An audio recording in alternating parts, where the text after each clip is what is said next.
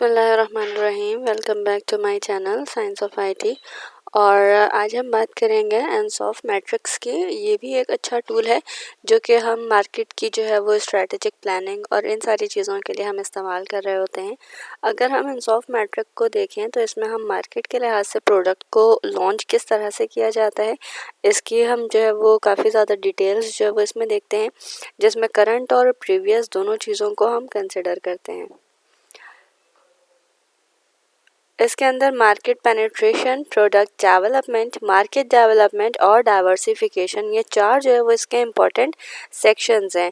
अगर हम इसमें जो है वो थ्रू लेफ़्ट टू राइट अगर हम रॉ वाइज जाते हैं तो आपको ये पता चलता है कि इंक्रीज़ किस तरह से हो रहा है रिस्क। अगर आप टॉप टू बॉटम आते हैं तो इसमें आपको ये पता चलता है कि जनाब आपका रिस्क किस तरह से इंक्रीज़ हो रहा है। मतलब अल्टीमेटली अगर हम कहें तो हमारा जो राइट मोस्ट कॉर्नर है ये आपका जो है वो इंक्रीज्ड रिस्क को प्रेजेंट कर रहा है, और हमारा जो अपर लेफ्ट मोस्ट कॉर्नर है वो हमारा ये प्रेजेंट कर रहा है कि जनाब आप मार्केट में किस तरह से जो है वो ग्रोथ कर सकते हैं।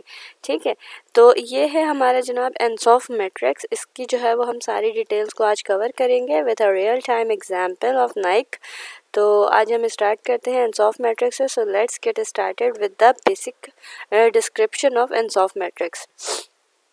एनसॉफ मैट्रिक की अगर हम बात करें तो इसे जो है वो आइगर एनसॉफ ने 1957 में सबसे पहले डेवलप किया और इन्हीं के नाम पर जो है ये एनसॉफ मैट्रिक्स कहलाया।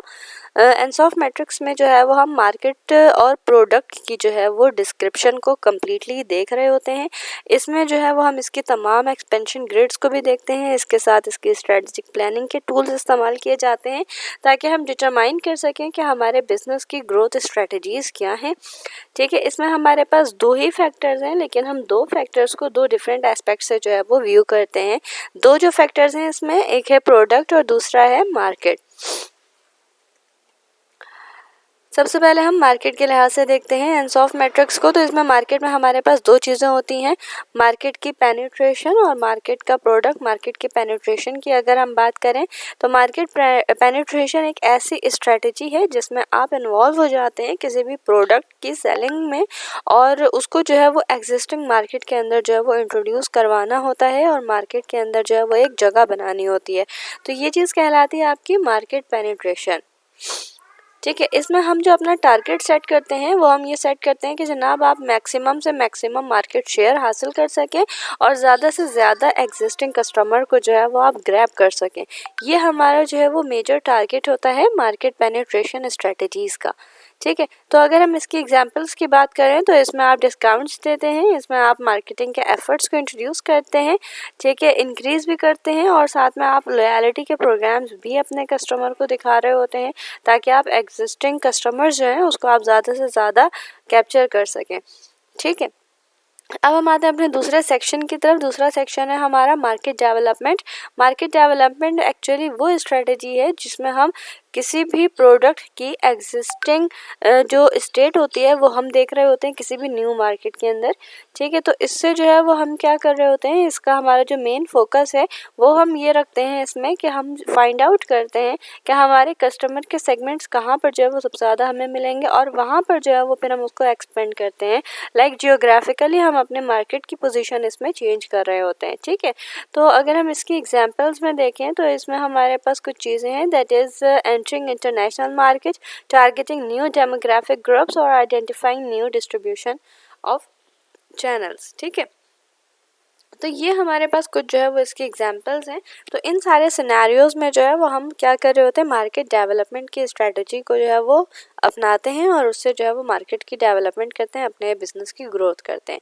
अब आते हैं हम अपने थर्ड मैट्रिक की तरफ, that is product development. Product development की जब हम बात करते हैं तो इसमें हमारे पास इन्वॉल्व होता है कि आप कौन सा नया प्रोडक्ट लॉन्च कर रहे हैं और नए प्रोडक्ट को एग्जिस्टिंग मार्केट के अंदर किस तरह से आप मॉडिफाई करके इंट्रोड्यूस करते हैं और उसे जो है वो चेकआउट करते हैं। इसका जो मेजर गोल है वो ये है कि आप मैक्सिमम से ज़्यादा मैक्सिमम कस्टमर की नीड को, मतलब हम सिर्फ एक ही सिंगल यूनिट ऑर्गेनाइजेशन के तौर पर हम कस्टमर की मैक्सिमम से मैक्सिमम नीड्स को कवर अप कर सकें।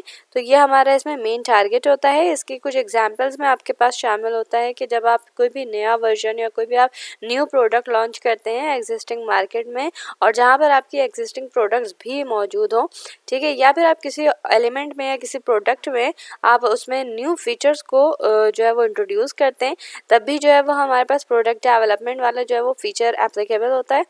इसके अलावा हमारे पास है डेवलपिंग कॉम्प्लीमेंट्री प्रोडक्ट्स, ठीक है, कुछ हम जो है वो अपने एग्जिस्टिंग प्रोडक्ट के साथ कॉम्प्लीमेंट्री प्रोडक्ट भी इंट्रोड्यूस कर देते हैं, तो उसके साथ जो है वो आप प्रोडक्ट डेवलपमेंट की स्ट्रेटजी को अपना सकते हैं।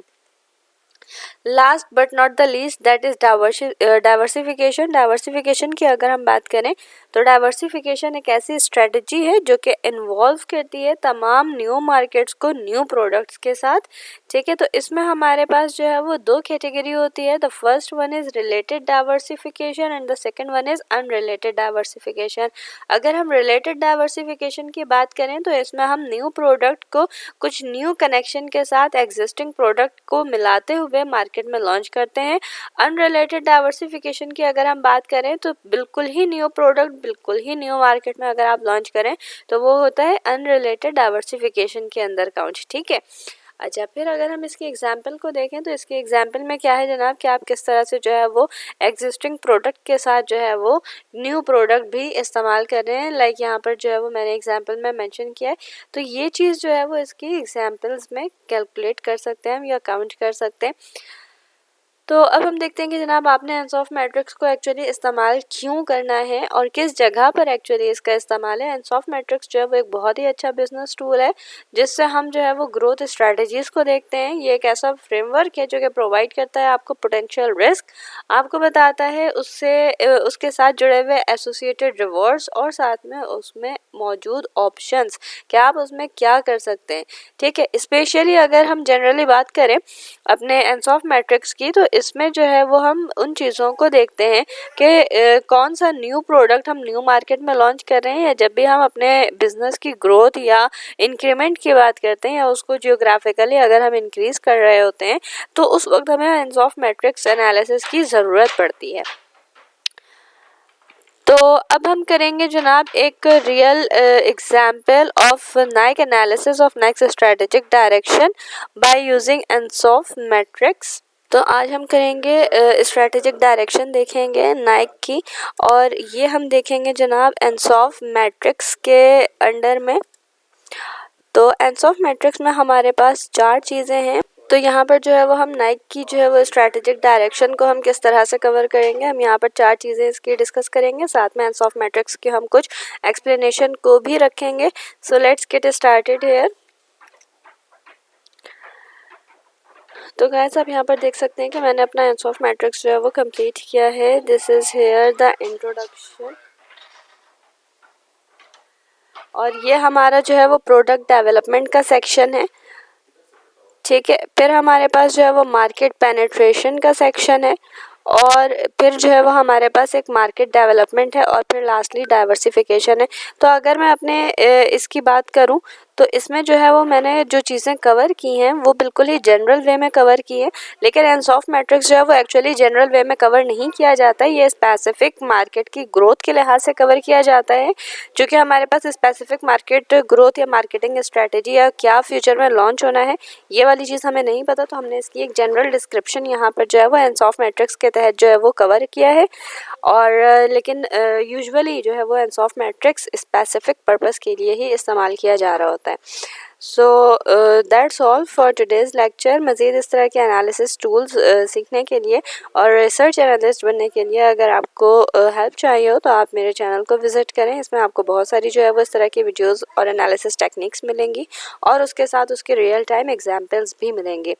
सो we will continue with another technique of analysis in our next lecture. Till then, Allah Hafiz.